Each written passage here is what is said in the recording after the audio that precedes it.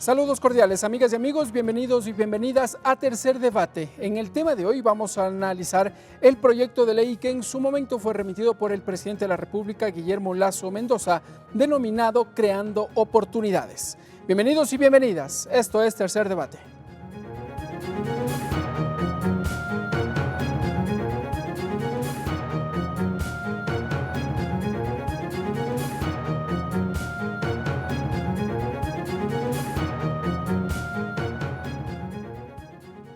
Para conocer detalles respecto de la decisión adoptada por el Consejo de Administración Legislativa en su momento, hemos invitado al asambleísta Ronnie Aliaga. Revisemos su perfil. Ronnie Aliaga, ingeniero en Administración de Empresas, asambleísta por la provincia de Guayas, integrante de la Comisión de Soberanía Alimentaria y Desarrollo del Sector Agropecuario y Pesquero, tercer vocal del Consejo de Administración Legislativa.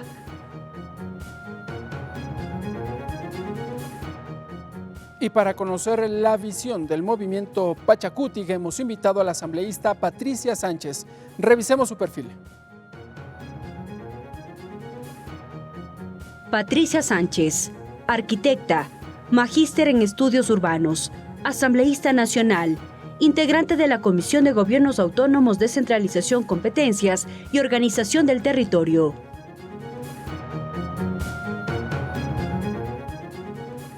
La semana pasada, el Consejo de Administración Legislativa decidió devolver al Ejecutivo el proyecto de ley Creando Oportunidades. ¿Cómo se llevó adelante la discusión y cuáles son los argumentos que sirvieron de base para que el Consejo de Administración Legislativa tome esta decisión? Les hemos elaborado un siguiente reportaje.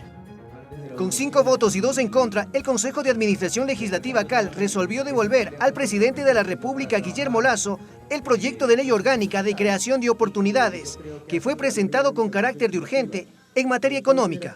Votemos porque este proyecto se devuelva y no pase, considerando que estaría violentando el artículo 136 de la Constitución de la República y el artículo 56 de la Ley Orgánica de la Función Legislativa. Criterio con el que coincidió el asambleísta por UNES, Ronnie Aliaga, quien dijo que el proyecto no recoge la realidad socioeconómica del país. Claro que esta asamblea, y lo vuelvo a repetir, no está para entorpecer una propuesta del gobierno nacional, pero sí estamos para hacer que se respete la Constitución y la ley. No recoge las nuevas demandas ciudadanas. Que se escriba bien en el marco de la Constitución y avancemos en las necesidades que tiene el Ecuador para la generación del empleo. Los legisladores negaron que exista un intento de obstaculizar el trabajo del Ejecutivo, al tiempo que solicitaron al gobierno rectificar las observaciones identificadas en el proyecto de ley.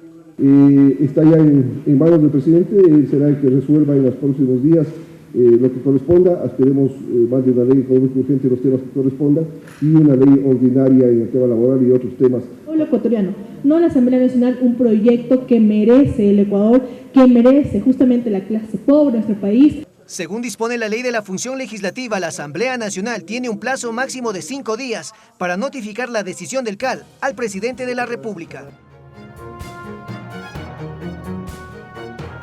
Siga Tercer Debate por Televisión Legislativa, Canal 42 en Pichincha, Canal 22 en Guayas, Canal 27 en Azuay y Canal 45 en Manabí. La radio de la Asamblea Nacional en todo el país. En Facebook por TV Legislativa y en la web en vivo.asambleanacional.gov.es. Bien, amigas y amigos, allí hemos observado algunos de los elementos que sirvieron como base o los argumentos por lo que el Consejo de Administración Legislativa decidió devolver al Ejecutivo este proyecto de ley. Hay que señalar también que ya en las últimas horas la Asamblea Nacional notificó sobre esta decisión al presidente de la República. Vamos a saludar ya con nuestros invitados. Voy a empezar por usted, asambleísta Patricia Sánchez, legisladora. Gracias por estar con nosotros en Tercer Debate. Muchas gracias, Rubén. Muchísimas gracias a la Asamblea, a este espacio. Gracias también a Ronnie que nos acompaña aquí en este debate. Claro que sí. Ricardo Bravo y legislador Ronnie Aliaga. Ok, legislador Ronnie Aliaga, gracias por estar con nosotros en la señal de la televisión y la radio de la Asamblea Nacional. Muchísimas gracias, Ricardo, Patricia. Muchísimas gracias. Esperemos que salgan muy buenas ideas, sobre todo para que el ciudadano tenga muy claro lo que hacemos desde la Asamblea Nacional, más no seguir con ese estado de opinión de ciertos medios que tratan de hacer ver la Asamblea como un espacio donde se entorpece el trabajo del Ejecutivo, cuando es todo lo contrario. Estamos para defender los derechos ciudadanos. A ver, legisladores, empecemos entonces un poco conociendo cuál fue la decisión del CAL. Revisamos, la asambleísta Ronnie Aliaga, en el reportaje precedente que finalmente se decidió con 5 votos devolver este proyecto de ley. ¿Por qué? Bueno, el proyecto de ley no cumplía con la conexidad temática, la conexidad causal. Además de eso, trataba de varias materias, ¿no? Al hablar de la conexidad causal es de cuando tú presentas un proyecto de ley que trata de una sola materia, pero se van a afectar varios cuerpos legales, pero que tienen concordancia con el espíritu de la ley. Acá no había. Acá estábamos tratando el tema económico, estábamos tratando el tema laboral, estábamos tratando el tema tributario, estábamos tratando la ley de electricidad, estábamos tratando el régimen especial de Galápagos, la de minoría, la ley de asentamientos humanos, o sea, era de todo un poco, no era un cholafán, una mezcla de leyes que habían ingresado. Además de esto, que dentro del proyecto que se propone por parte del Ejecutivo, no eran específicos en los articulados. Y le pongo de ejemplo. Usted dice, el artículo de tal ley se tiene que modificar sustituyéndose por este de acá. Pero usted no dice del artículo 7 al 10 vamos a sustituir por lo que venga acá. Entonces no había un trabajo articulado. ¿No había explicación de motivos? No, porque eso es lo que ingresan. Ellos ingresan el proyecto de ley para que sea tramitado dentro del Consejo de Administración Legislativo y ahí también hacer una referencia a algo. Mucho se habla de los plazos, de los términos, de que en la Asamblea se le está agotando el tiempo para tratar este tema. No se puede agotar el tiempo de algo que ni siquiera ha sido aprobado. Ya lo vamos a topar ese tema, porque a propósito de aquello hicimos una entrevista precisamente a la presidenta de Institutos de Estudios Legislativos, a la doctora Livia Rivas, y ella nos da algunas luces. Vamos ahora con la visión del movimiento Pachacuti. Asambleísta Patricia Sánchez, ¿cómo observó usted esta iniciativa legal que, bueno, ya revisando el texto, el documento pretendía modificar no menos de 30 cuerpos legales? Sí, bueno, nosotros estábamos esperando con mucha expectativa esta ley porque en 4 meses es la tercera ley que viene desde el Ejecutivo y ya ameritaba el que el Ejecutivo proponga una ley que reactive el aparato productivo. La situación económica en el país, y no solamente económica, está insostenible. Llegó la ley y finalmente la ley, ¿qué es lo que produjo? Un gran malestar, no solamente dentro del bloque Pachacuti, dentro de la Asamblea en general, a los 137 asambleístas, tuvimos un gran malestar. ¿Entre todos había malestar? ¿Incluyendo asambleístas de la bancada del Acuerdo Nacional? No, hay unos asambleístas que todavía defienden la ley y defienden esa ley y defienden el espíritu de la ley que está atrás de eso. Pero sí es un malestar generalizado que creó la ley dentro del legislativo y no solamente dentro del legislativo. Y esto es lo más importante, creo yo, que todos los sectores sociales, absolutamente todos, sectores laborales, sectores incluso económicos, sectores de la economía popular y solidaria, poblaciones y la gente común está manifestando bastante inconformidad respecto a esta ley, no solamente porque es una ley que sí, desde el ámbito legislativo nosotros podríamos argumentar los temas formales, ¿no? Pero fundamentalmente hacia afuera, hacia la sociedad, los aspectos que más están siendo revisados, que más están siendo cuestionados y discutidos son los de fondo, ¿no? Son los de fondo. Esta ley, ya Ronnie lo expresó, las inconsistencias formales que tiene impiden que sea tramitado en el CAL y ha sido devuelto. Pero lo de fondo tiene que ver con una ley que está realmente restringiendo derechos fundamentales. Bueno, era una propuesta. Sí, es una normativa como tal todavía. Sí, es una propuesta y en esa propuesta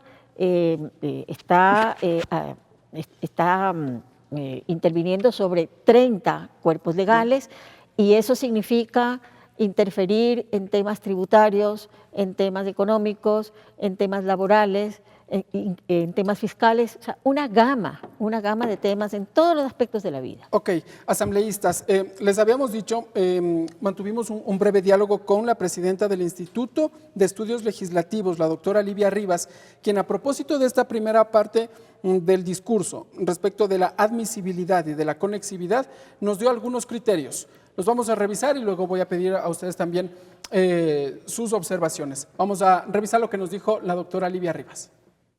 ¿Y qué es lo que dice la Unidad de Técnica Legislativa en su informe? Pues obviamente el requisito fundamental que no cumple este proyecto de ley de conformidad con lo que señala en ese informe es obviamente lo establecido en el artículo 134 de la Constitución, que dice relación con que los proyectos deben tener una unidad de materia.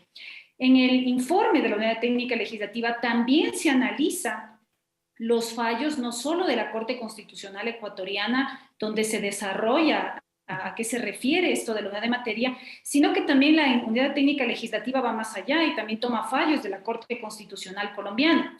¿Qué es lo que dice la Corte Constitucional Ecuatoriana? Dice que hay que tomar en consideración que cuando se analiza un proyecto de ley a la luz del principio de la unidad de materia, hay que tener en consideración una razonabilidad lógica en cuanto a los temas o las materias que tiene un proyecto de ley para que no sea tan estricto el análisis sobre el principio de unidad de materia. Muy bien. Asambleísta Ronnie Aliaga, lo que nos dijo la presidenta del Instituto de Estudios Legislativos, la doctora Livia Rivas, yo ato un poco con la justificación que le efectuó el presidente de la República, Guillermo Lasso, aquel viernes que entregó el proyecto de ley. Y dijo que era necesario y urgente reactivar la economía y que para ello precisamente había que incluir, entre otras cosas, eliminar el IVA para una serie de productos básicos como pañales, mascarillas y alcohol. Sí, pero realmente no va en sintonía de lo que necesita el ciudadano. Le voy a poner un ejemplo y justamente sobre lo que usted menciona. Le eliminan o exoneran del IVA este tipo de productos, que está bien, que son necesarios, pero por otra parte, le eliminan la exoneración a los productos que tienen que ver con paneles solares, las cocinas de inducción, es decir, los productos de energía limpia. ¿Y qué tiene que ver eso en este momento? Que sabemos cómo los precios de los combustibles se están disparando.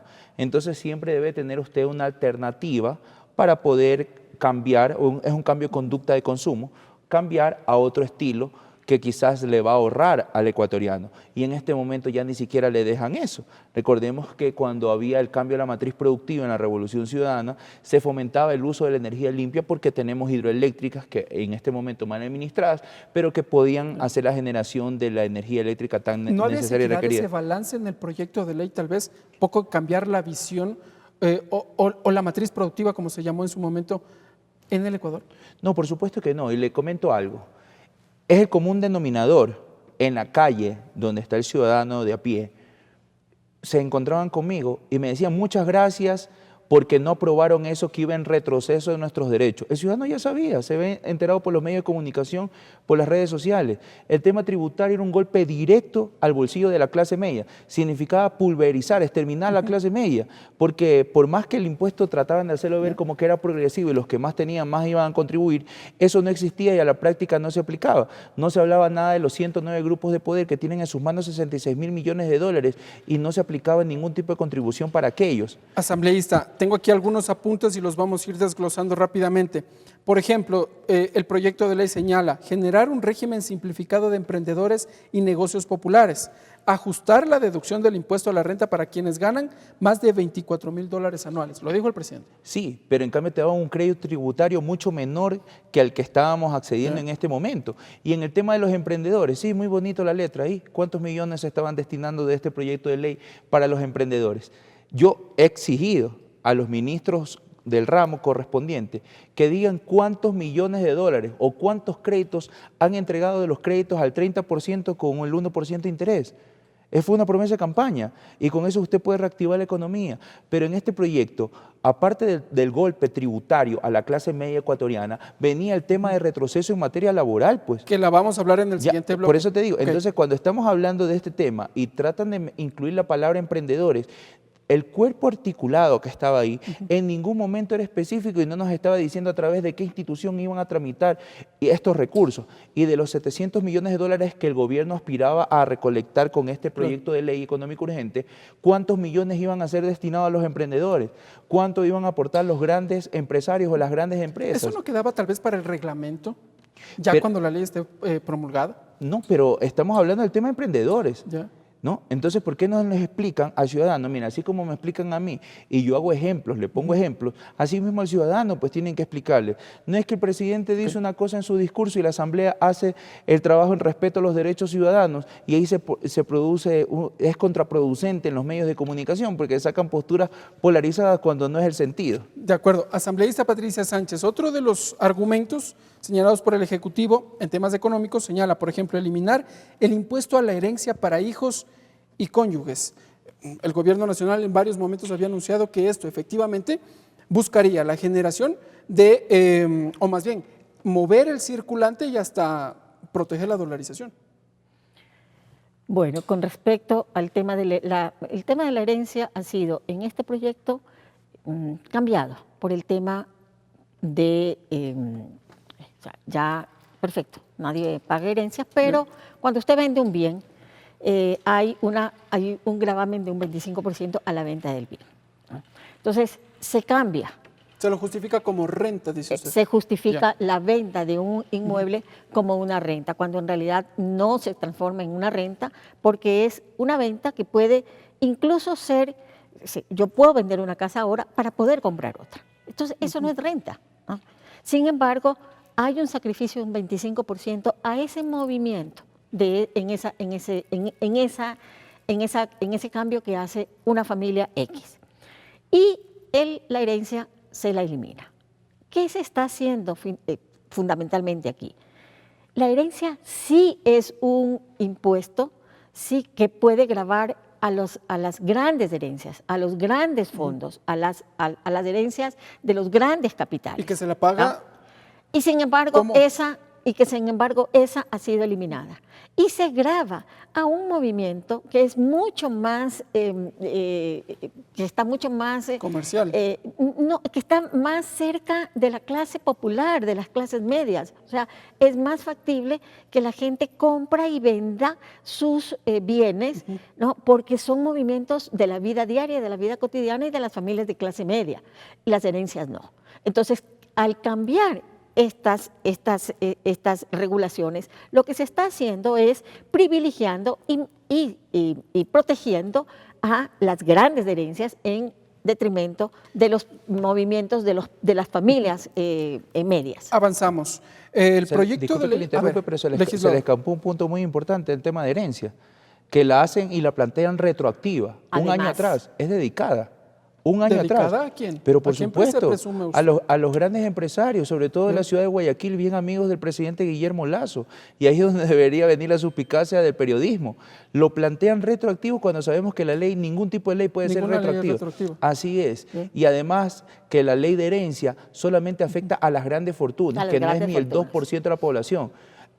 Caso contrario ocurre cuando usted está golpeando a la clase media, porque no es solamente ese 3.5% de personas que ganan más de $2.000, ¿no? Y que tienen evidentemente deudas, hipotecas, de pagos y los gastos de mantener el hogar, sino que está agravando a todas las personas ahí, las está incluyendo a todos, porque van los de cada, andan de 2.000 hasta más arriba. Pero vuelvo a insistir, tanto el tema de la herencia como el de los aportes que no están contabilizados de los 109 grupos de poder más importantes, no se incluyen dentro de eso. Pero esa contabilización que se hacía, de alguna u otra manera incluía, por ejemplo, en el tema del impuesto a la renta, es los $24,000 de ingresos netos, es decir, ya con la deducción de todos los pasivos que pueda haber, o para quien finalmente lo percibe así a finales de año. ¿Cómo está en el proyecto de ley, asambleísta Enríquez? Sánchez. Sánchez, bueno, el tema del impuesto a la renta es una de las cosas más… no sabemos ni qué… Bueno ese cuadrito. Sí, no sabemos ni qué término, porque resulta ser que ya los analistas han calculado cuánto va a ser este aumento del impuesto a la renta, y este cuadro es un cuadro que ha circulado por todas, Si ¿no? lo puede mostrar. Un cuadro que ha circulado por todas las redes sociales y que la gente lo ha revisado y lo ha entendido perfectamente. ¿Qué dice ese cuadro? Entonces, en este cuadro nos dice que toda aquella persona que tenía un ingreso de $2,000 mensuales, ahora ahora va a pagar O iba a pagar. O iba Si a es pagar, que si es que pasaba, o pasa podría, con esta ley, podría estar pagando el 1.965%, o sea, casi 2,000% más se aumentaba a su salario. Por supuesto, ¿cuánto es el aumento? Son $814, anuales, que en términos absolutos, usted dice, no, pero no, es poco. Claro, es poco, discúlpeme, es muchísimo si usted multiplica por la cantidad de millones de personas que tienen que grabar ahora esta suma. ¿No se fija de alguna manera progresivamente, es decir, un 0%, 0,5% a quien gane a partir de los $2,000 y hacia arriba? Bueno, sí, progresivamente. En el cuadro de ella está ahí progresivo. Claro, ahí está, los que ganan más terminan contribuyendo así es, menos. Progresivamente, la progresividad se está afectando a favor de los que más ganan. O sea, es un cuadro que es un cuadro que presenta como, por ejemplo, la persona que tiene un ingreso de $10,000 termina pagando un 49% más de sus ingresos frente a los 2,000% del que tiene $2,000 de ingresos. Claro, ¿a quién está favoreciendo esta ley? Está favoreciendo indudablemente a quienes más ganan, a quienes más ingresos perciben. Bien, otro de los temas antes de irnos a una pausa señala una contribución especial temporal por 2 años a personas con patrimonios mayores a los $500,000. Por una sola vez, aquellas empresas con un patrimonio mayor al $1,000,000 y que durante el 2020 generaron utilidades mayores, también las ventas dice, que en el 2019. Claro, uno a primera vista dice el año 2019 no se puede comparar con el 20 porque hubo la pandemia, entonces obviamente los ingresos no fueron superiores.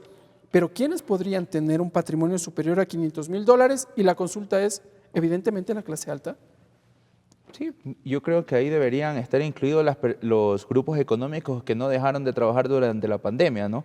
Yo creo que las compañías, y no creo, es una certeza, las compañías que más ganaron también fueron las entidades bancarias, ¿no? Y tenemos, creo que en el top 3 tenemos Banco Bolivariano, Guayaquil, Pichincha, Pacífico por ahí también anda, ¿no? Entonces, yo creo que ellos son los que deberían contribuir más.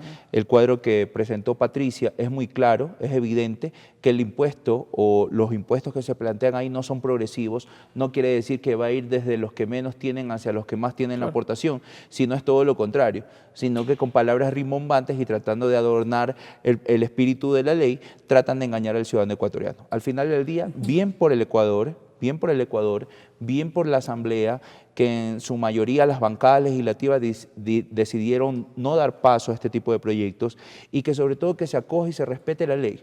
Si es tan importante para ellos el tema tributario y el tema laboral, pues que se remitan los dos proyectos de manera independiente porque son de trámite ordinario. Sí se lo puede hacer. El económico tal vez con el ese económico es urgente. urgente. El económico es urgente. A ver, temas urgentes que se pueden tratar dentro de la Asamblea Nacional, económico y financiero, no hay más. Entonces, el tema laboral no es urgente, eso tienen que ponerlo de trámite ordinario. El tema tributario también es de trámite ordinario y pues que sea la Asamblea Nacional. Fiscal.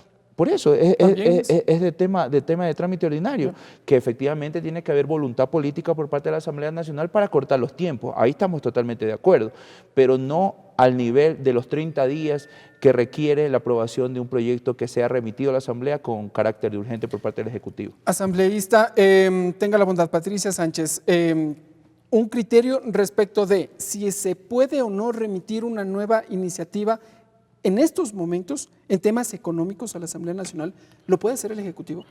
El Ejecutivo está en total libertad de plantear las leyes que dispone y debería hacerlo urgentemente. Y si en materia económica, que es la parte fundamental en la que está planteando este proyecto de ley, yo lo único que tendría que recordarle al señor presidente Lasso que él no ha hecho absolutamente nada en temas de tasas de interés, no solamente porque fue una oferta de campaña, intervenir en las tasas de interés, sino que ahí hay un área sumamente importante que está intocada y que puede él, no solamente con iniciativas legislativas, también las puede hacer desde sus competencias ejecutivas, pero no lo hace, no lo toca, y eso es un tema que atañe directamente a la reactivación productiva. No podemos seguir viviendo con tasas de interés de 2 dígitos cuando la economía está quebrada. Es imposible. Entonces, eso es un área que tiene que ser revisada en función de los intereses económicos que él está diciendo que son urgentes y en función de lo que necesita la economía en este país. De acuerdo, asambleístas, nos vamos a una pausa. Cuando regresemos hablaremos del otro gran espectro, de la otra gran parte de esta iniciativa legal que tiene que ver con materia laboral, y ahí existen algunas propuestas planteadas desde el gobierno nacional y vamos a obtener igualmente los criterios de nuestros invitados. Sigan con nosotros, amigas y amigos, esto es Tercer Debate.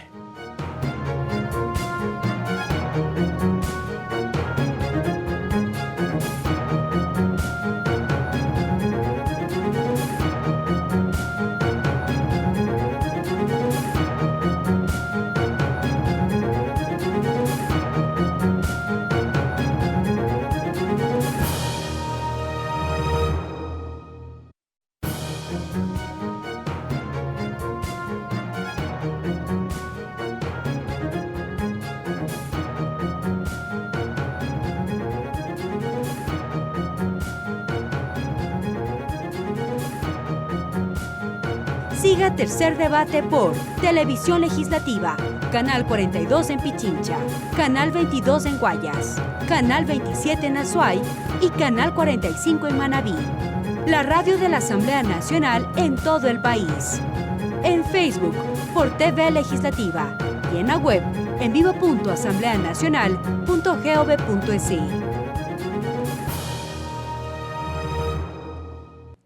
Bien, amigas y amigos, gracias por continuar con nosotros en Tercer Debate. Conversamos con los asambleístas Patricia Sánchez y Ronnie Aliaga respecto del proyecto de ley creando oportunidades, como lo denominó el gobierno nacional.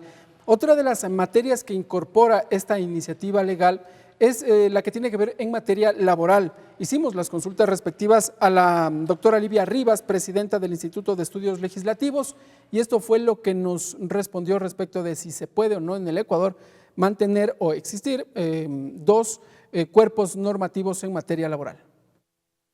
No se puede coexistir. Cuando hay algunos abogados que dicen, bueno, en el Ecuador ya existen regímenes laborales paralelos, citan ahí la LOCEP, citan que hay la ley de la Junta, la ley de defensa del artesano, citan que hay el Código del Trabajo, pero no son paralelos. La LOCEP regula un ámbito de aplicación totalmente diferente al del Código del Trabajo, ampara al servidor público. El tema de la ley de defensa del artesano tiene su ámbito de aplicación específico. El Código del Trabajo tiene su ámbito de aplicación específico.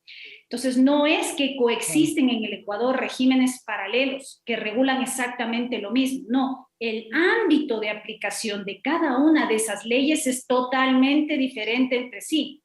Al punto que, por ejemplo, la LOCEP no le es aplicable a las personas que trabajan en el sector público en calidad de obreros, les es aplicable el Código del Trabajo. Entonces, no es que la misma ley se aplica a todo el mundo que está vinculado con el Estado o con el sector privado. Muy bien, ese es el criterio de la doctora Livia Rivas. Ahora voy a empezar este segundo bloque con usted, asambleísta Patricia Sánchez, y el gobierno nacional lo que había señalado es que se busca crear un régimen alternativo y voluntario de oportunidades laborales, el mismo que podría acceder a nuevas modalidades de empleo acorde con los tiempos que vivimos, fue lo que señaló el presidente de la República. Sí, ese es el sustento de fondo que tiene este proyecto, y en realidad lo que el proyecto presenta es una absoluta flexibilización de las relaciones laborales. ¿En qué sentido? Bueno, cuando a usted le dicen ya no va a tener 40 horas de trabajo repartidas en 5 días, sino que usted va a poder trabajar 12 horas diarias, ¿no? ¿Qué está haciendo? Está eliminando, por ejemplo, el pago de las horas extras nocturnas, que significan el 100% del costo. ¿Por qué? Porque ahora le están diciendo, bueno, usted puede en el horario, en las 12 horas, ganar el equivalente por hora, además que tampoco, que es otro de los cambios que está contraviniendo derechos fundamentales.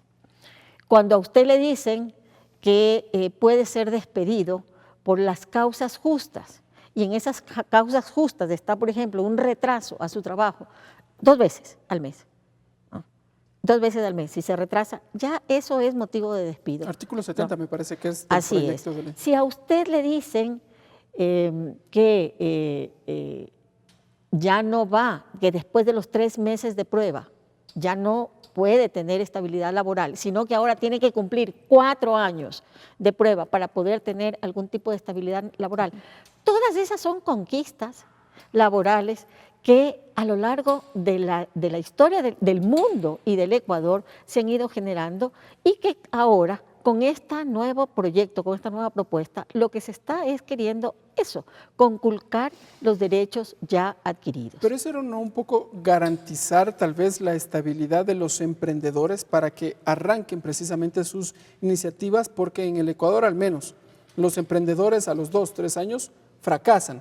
Y bueno, un poco para brindar esta oportunidad para que los emprendimientos empiezan a florecer en el Ecuador, se planteaban estas alternativas.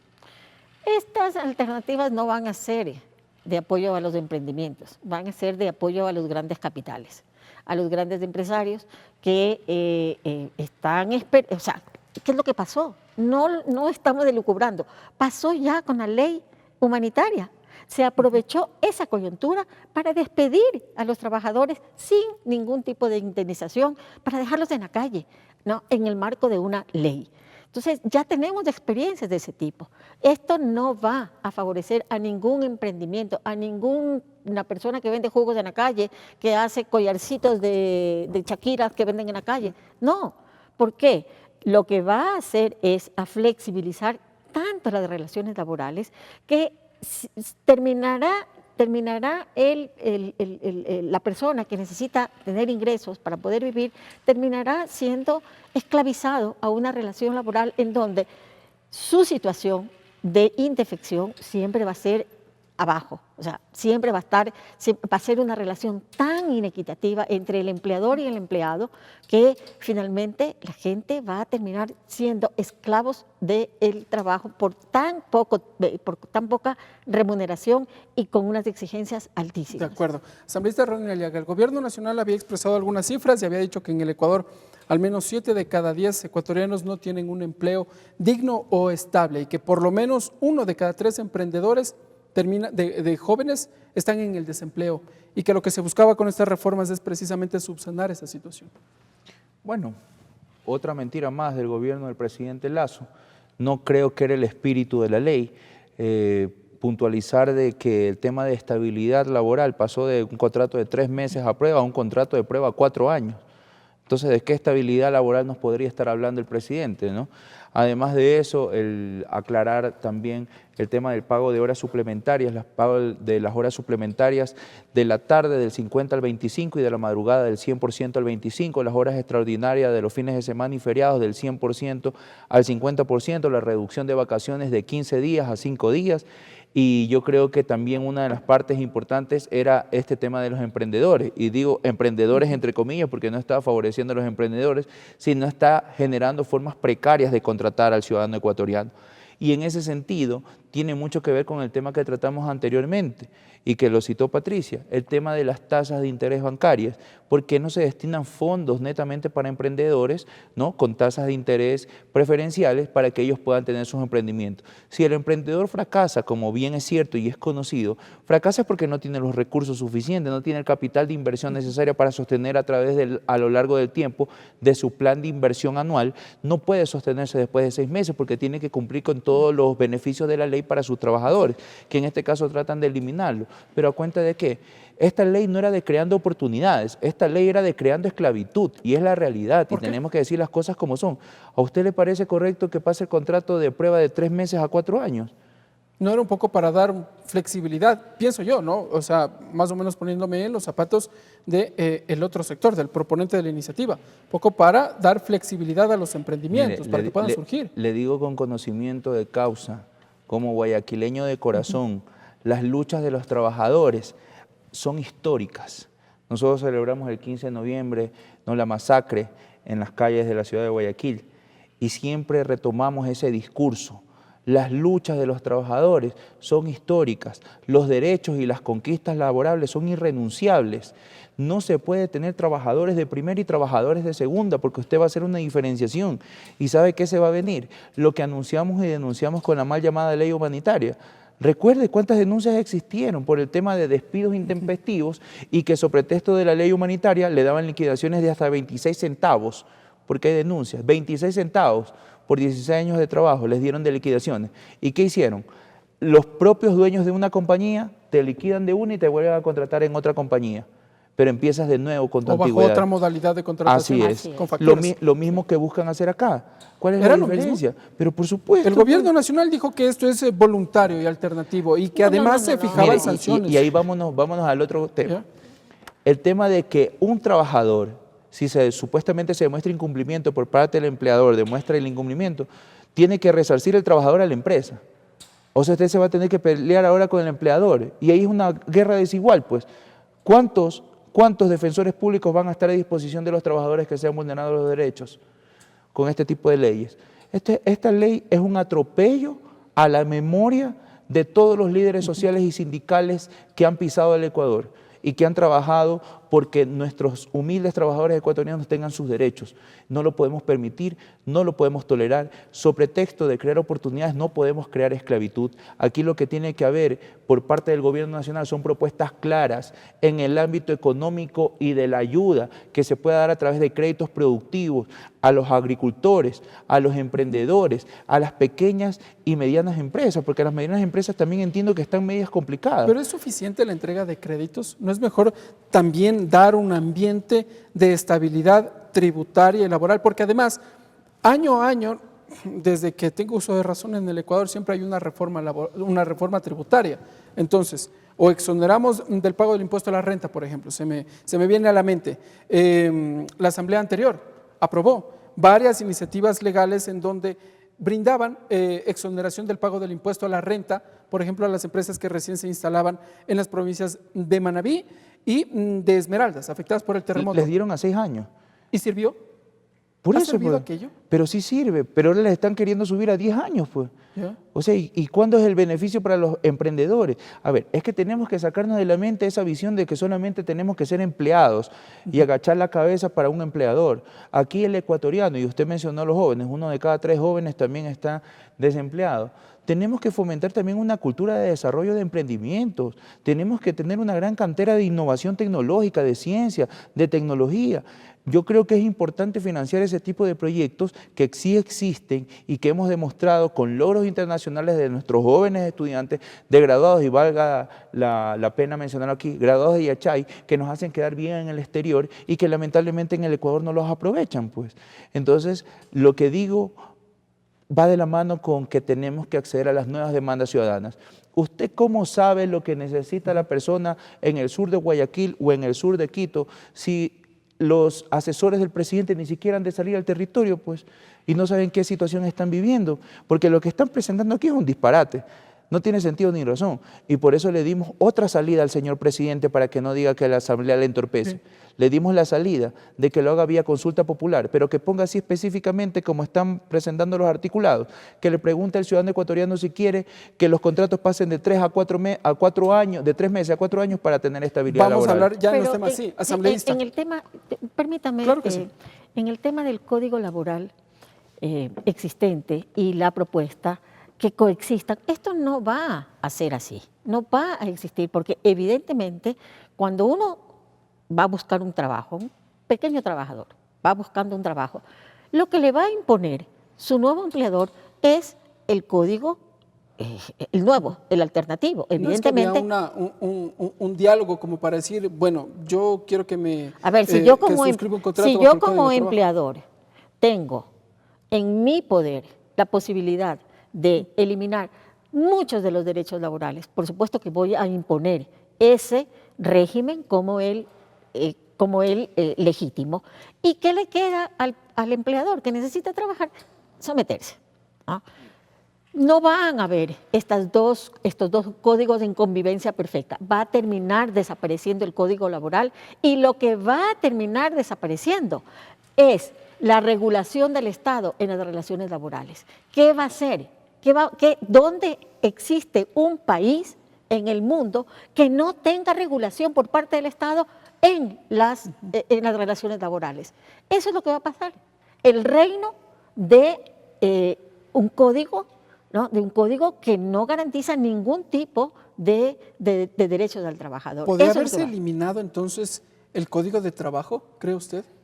A ver, el Código de Trabajo no se puede eliminar. ¿Cómo se va a poder eliminar? Lo que se tiene es que revisar, si es que hay necesidad de revisar, si es que incorporar elementos nuevos, pero no podemos, no puede existir un país sin que el Estado regule. Solamente en la cabeza de los neoliberales, ¿no?, que piensan que la economía tiene que estar al libre mercado, que tiene que regularse y que el mercado es el que regula las relaciones de la distribución de la riqueza en un país. Invisible la mano invisible de Smith, aquí regulando incluso las relaciones laborales. Según el presidente de la República, asambleísta Aliaga, señala que todas las condiciones laborales actuales se mantendrán en el Código de Trabajo vigente y que no se prevé la derogatoria de ninguna de ellas.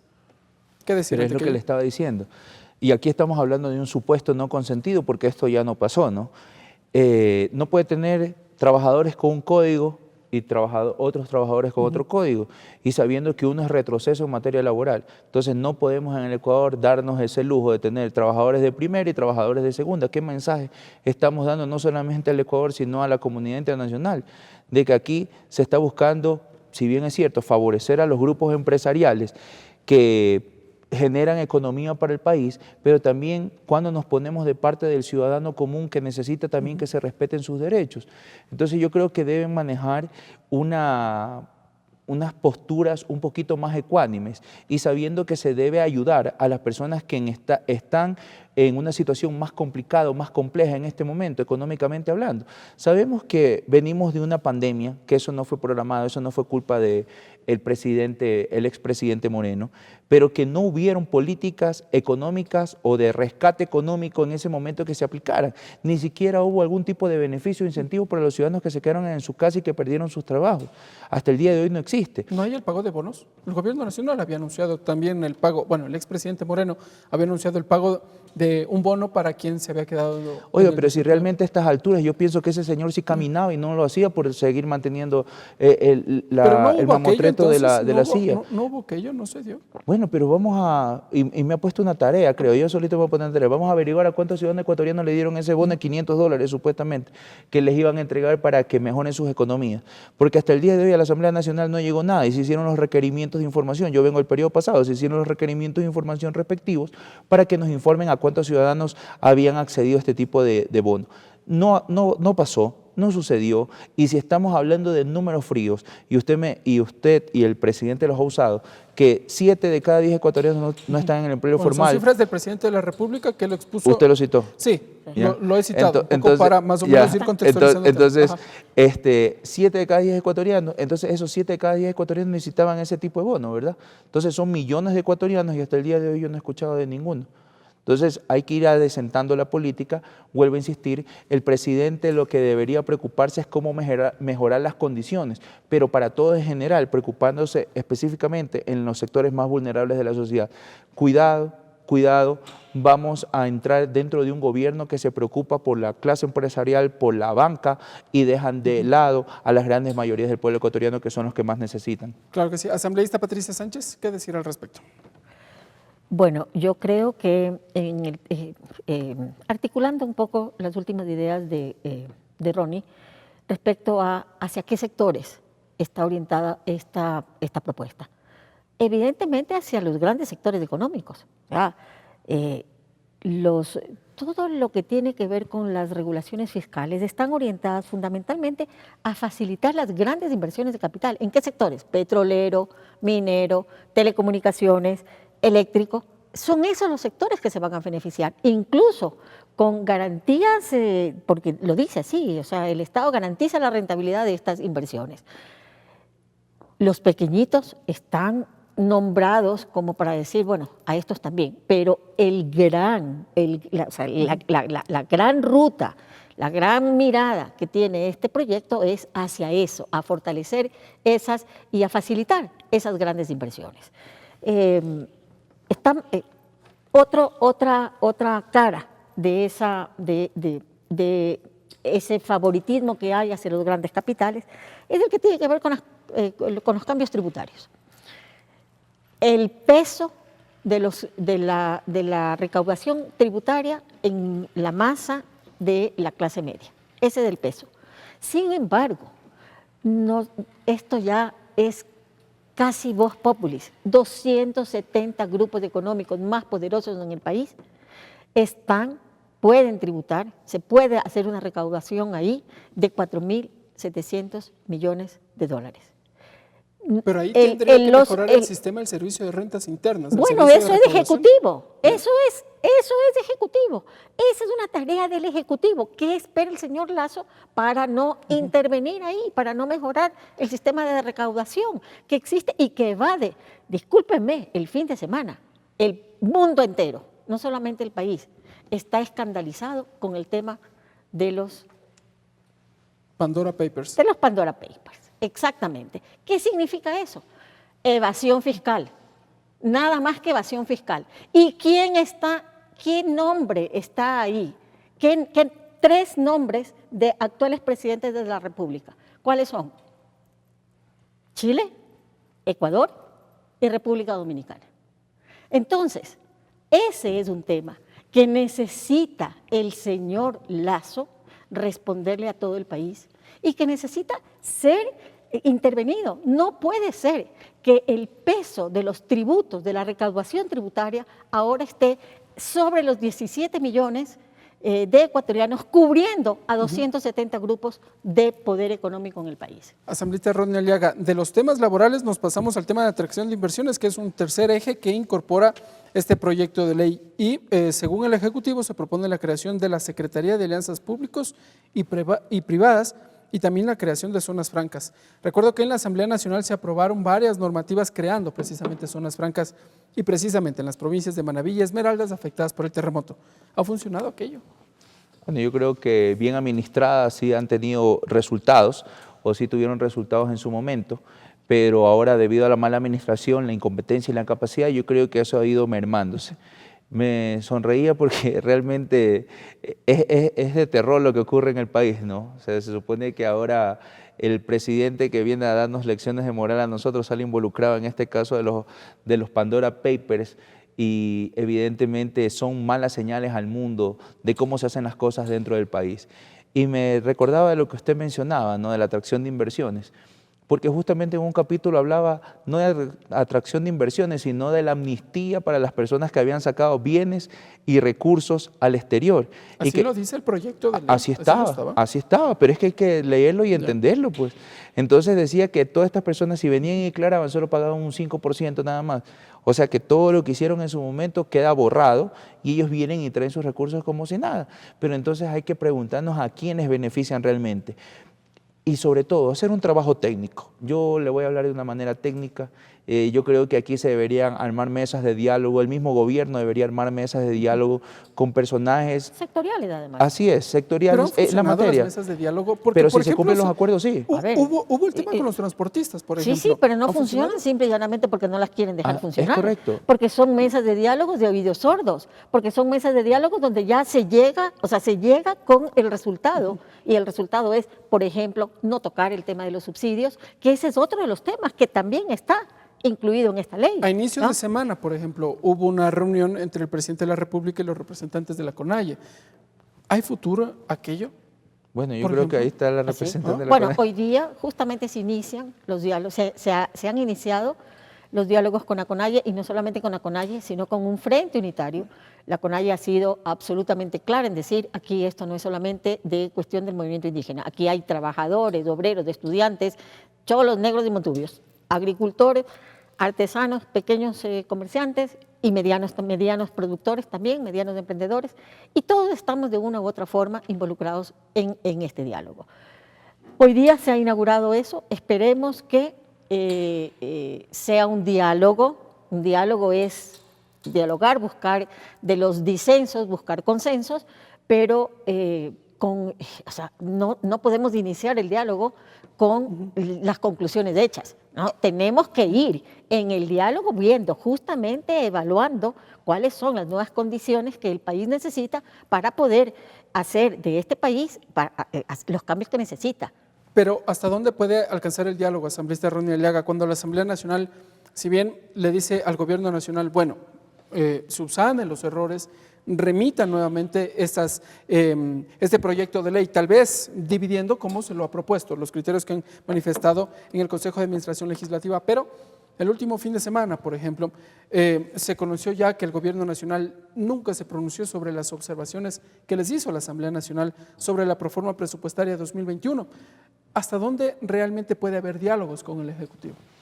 Mire, como joven político, yo siempre he dicho que vamos a darle beneficio a la duda a todos, ¿no? Que tratemos de actuar con honestidad, transparencia, como uno sí venimos trabajando.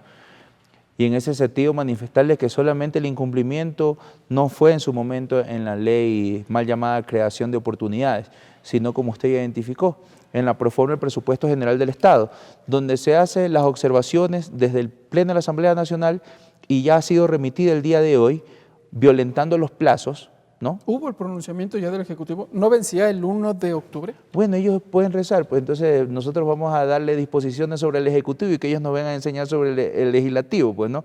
Nosotros somos cumplidores de la ley y eso ha quedado clarísimo. Ellos que en este momento sienten que pueden hacer lo que les da la gana, ese es muy su problema, pero ese tipo de accionar, sobre todo, le traslada y le pasa la factura ante el pueblo ecuatoriano que se está dando cuenta de lo que hacen. No acogieron las propuestas del Legislativo. O sea, estuvimos debatiendo aquí en el Pleno de la Asamblea Nacional, se hicieron los trabajos de debate dentro de la Comisión del Régimen Económico y luego viene acá al Pleno, se hacen las observaciones, se les remite, no envían en los tiempos y lo peor de todo es que envían lo mismo. Entonces, ¿por qué no enviaron antes? Queda la duda, asambleísta. Bueno, Patricia Sánchez. lo que nosotros estamos viendo es que el bloqueo viene del mismo Ejecutivo. ¿No existe bloqueo desde la Asamblea Nacional? Pregunta directa, asambleísta. Jamás, ni ha existido, ni existirá, porque nosotros hemos coincidido. Esto sí, los 137 asambleístas hemos coincidido en viabilizar la acción legislativa en función de los intereses de las grandes mayorías del país. Pero quien está bloqueando realmente, no solamente sus propias decisiones, sino también el desarrollo del país es el mismo gobierno, al imponer, al tratar de imponer, al mandar una ley que no pasa, pero ni el más sentido, o sea, el mínimo sentido lógico. Si es así, asambleístas, y con esto vamos cerrando ya, ¿cómo queda entonces la alianza del Movimiento Pachacuti con los legisladores de la bancada del Acuerdo Nacional? Bueno, el Movimiento Pachacuti tuvo una alianza, la única alianza que ha tenido es con la Izquierda Democrática. Hicimos una alianza que se llama Minga por la Vida. Con el BAN no hemos tenido absolutamente ninguna alianza. ¿Qué es lo que pasó? El día que se eligieron las dignidades, los legisladores del BAN votaron por la candidatura propuesta por el Movimiento Pachacuti, que era la de la señora Guadalupe Llori. ¿No había consensos para que esos votos se sumen a los suyos o los suyos a los del BAN? Bueno, pero hacer un consenso no significa hacer una alianza. O sea, nosotros presentamos una candidatura y como antes el bloque de Creo había tratado de hacer una alianza que no prosperó, se dio cuenta que la única forma de viabilizar la asamblea en el plano administrativo era nombrar por un candidato que garantizaba para sus intereses algún tipo de gobernabilidad. Pero nosotros nunca, eso le tengo que dejar claro, jamás hemos hecho un acuerdo con el BAN, nunca. Y si el señor presidente como lo manifestó cuando entregó la ley. Se lo dijo directamente a la presidenta de la Asamblea, nuestra compañera Guadalupe Llori. Nosotros votamos por usted. Si él cree que por haber votado por Guadalupe Llori o por una candidata de Pachacutic, nosotros vamos a hipotecar los intereses del país, está absolutamente equivocado. Jamás lo haremos. De acuerdo, asambleístas, bloque de conclusiones, el tiempo se nos vino encima. Desde producción me informan que tienen 10 segundos cada uno para las conclusiones. Empiezo por usted, asambleísta Rodney Aliaga. Por favor, 10 segundos, conclusiones. Bueno, la Asamblea Nacional está para trabajar, para fortalecer, defender y ampliar los derechos ciudadanos. Toda propuesta que venga, de donde venga, de los legisladores o del Ejecutivo, va a ser tratada siempre con mucha objetividad. Sin radicalizaciones, sin polarizaciones políticas, aquí tenemos que cumplir objetivos nacionales para el bienestar de las grandes mayorías. Gracias, asambleísta. Igualmente, asambleísta, 10 segundos, por favor.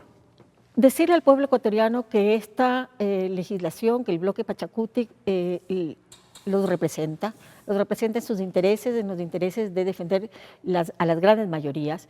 Y los seguimos invitando en esta minga en la que hemos nosotros fundamentalmente decidido por una acción legislativa al lado del pueblo, con el pueblo y por el pueblo.